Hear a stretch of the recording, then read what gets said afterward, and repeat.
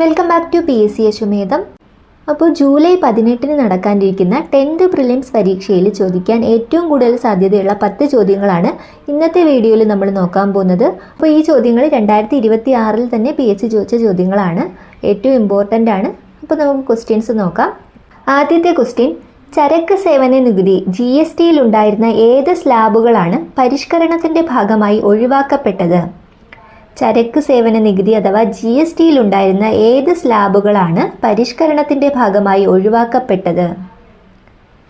ഏതൊക്കെ സ്ലാബുകളാണ് ഒഴിവാക്കപ്പെട്ടത്? 12%, 28%. Okay, option B ആണ് 12%, 28%. അടുത്തത്, താഴെ പറയുന്നതിൽ ഭരണഘടനാ അസംബ്ലിയിൽ തർക്കങ്ങളും അഭിപ്രായ വ്യത്യാസങ്ങളും ഇല്ലാതെ ഐക്യകണ്ഠേന പാസാക്കിയ വിഷയമേത്? ഭരണഘടനാ അസംബ്ലിയിൽ തർക്കങ്ങളും അഭിപ്രായ വ്യത്യാസങ്ങളും ഇല്ലാതെ ഐക്യകണ്ഠേന പാസാക്കിയ വിഷയം ഏതാണ്? പ്രായപൂർത്തി വോട്ടവകാശമാണ്. 1976 42ാമത് ഭേദഗതി പ്രകാരം ഭരണഘടനയുടെ ആമുഖത്തിൽ കൂട്ടിച്ചേർത്ത പദങ്ങൾ ഏതെന്ന് കണ്ടെത്തുക. അപ്പോൾ 1976 42ാം ഭേദഗതി പ്രകാരം ആമുഖത്തിൽ കൂട്ടിച്ചേർത്ത പദങ്ങൾ ഏതൊക്കെയാണ്? സോഷ്യലിസം, മതേതരത്വം, അഖണ്ഡത. ഓക്കെ, സോഷ്യലിസം, മതേതരത്വം, അഖണ്ഡത എന്നീ പദങ്ങളാണ് ആമുഖത്തിൽ കൂട്ടിച്ചേർത്തത്.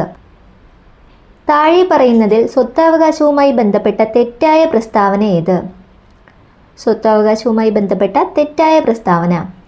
അപ്പോൾ ഓപ്ഷൻ എയിൽ പറയുന്നത്, കേശവാനന്ദ ഭാരതി കേസിൽ സുപ്രീം കോടതി സ്വത്തവകാശം ഭരണഘടനയുടെ അടിസ്ഥാന ഘടനയല്ല എന്ന് പ്രസ്താവിച്ചു.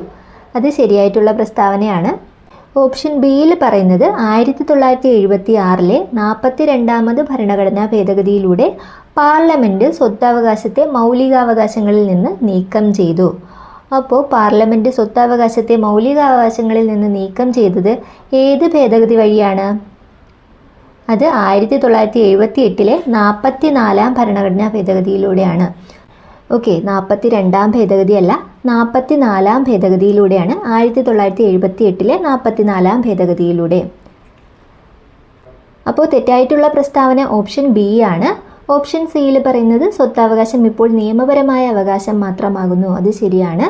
സ്വത്തവകാശം ഇപ്പോൾ ഭരണഘടനയുടെ ആർട്ടിക്കിൾ 300A ഉള്ളത്. അതും ശരിയാണ്. അടുത്തത്, താഴെ പറയുന്നതിൽ പഞ്ചായത്തി രാജ് നിയമവുമായി ബന്ധമില്ലാത്തത് ഏത്? പഞ്ചായത്തി രാജ് നിയമവുമായി ബന്ധമില്ലാത്തത് ഏത്?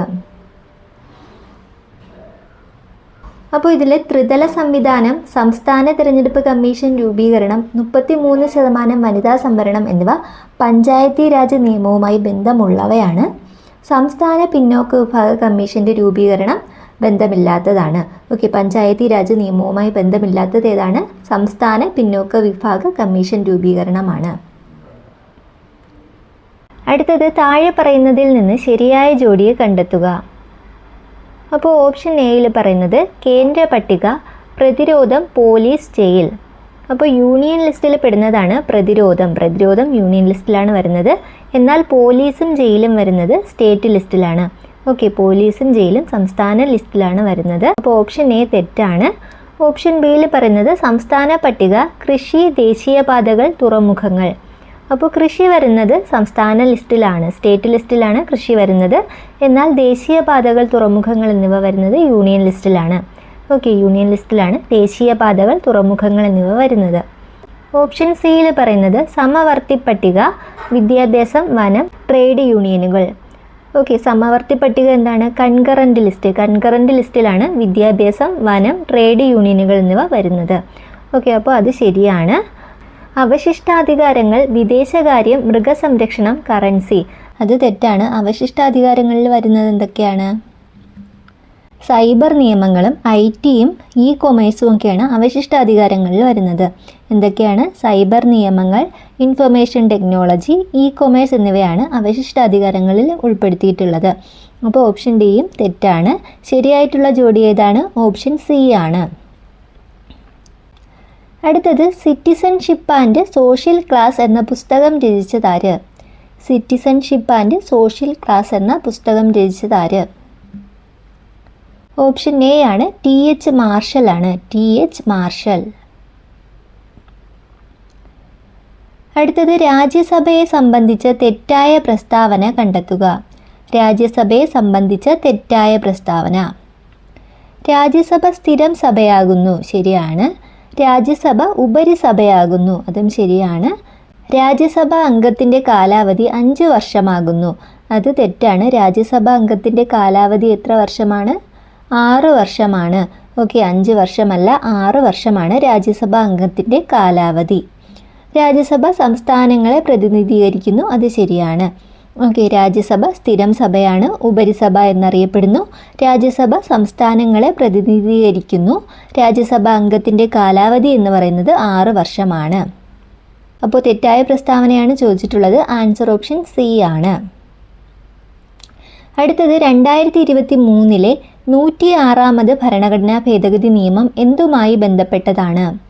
2023 106ാമത് ഭരണഘടനാ ഭേദഗതി നിയമം എന്തുമായി ബന്ധപ്പെട്ടതാണ്? ആൻസർ ഓപ്ഷൻ ബി ആണ്. ലോകസഭയിലും സംസ്ഥാന നിയമസഭകളിലും വനിതകൾക്ക് 1/3 സീറ്റ് സംവരണം.